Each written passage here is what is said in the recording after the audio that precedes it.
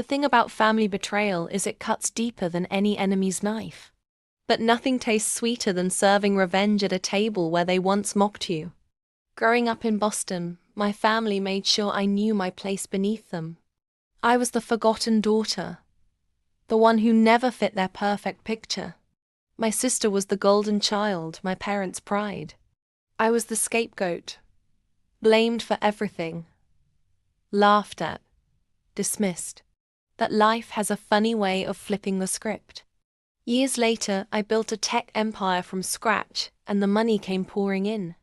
Suddenly, the family who never had time for me remembered I existed. Calls every week, gifts, forced hugs, and fake love that dripped like poison honey. So I set the stage. I invited them to dinner at one of the most exclusive restaurants in Manhattan. The chandeliers glittered above us.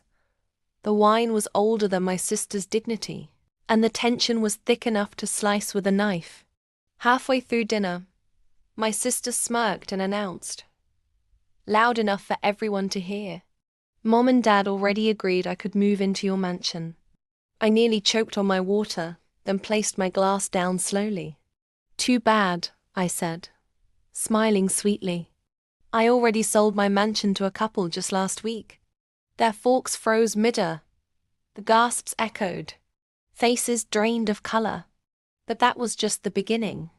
I pulled out a sleek envelope and slid it across the table. Inside were glossy photos of my new estate.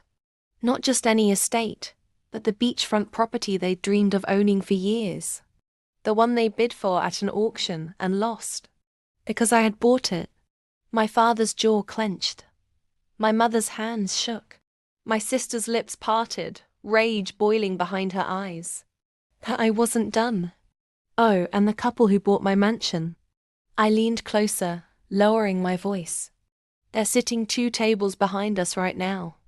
And they told me they can't wait to tear down every inch and build a brand new villa. So, I smirked. "Even your fantasies are dust." Their heads whipped around. Sure enough, the buyers raised their glasses in a silent toast.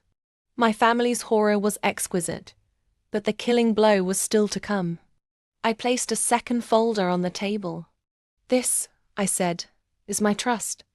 Every asset, every account, locked away beyond your reach. And in case you were planning to cozy up, even more good luck, because my lawyer made sure you'll never see a cent. Not even in my will." The silence was deafening. You could almost hear their dreams shattering into tiny, worthless pieces. I stood, draped my coat over my shoulders, and smiled. "The funny thing about betrayal?" I said softly. "It teaches you how to win without forgiveness."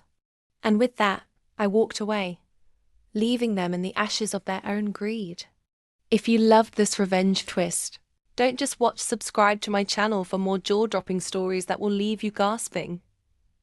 Because the best revenge is living well and making sure they all see it.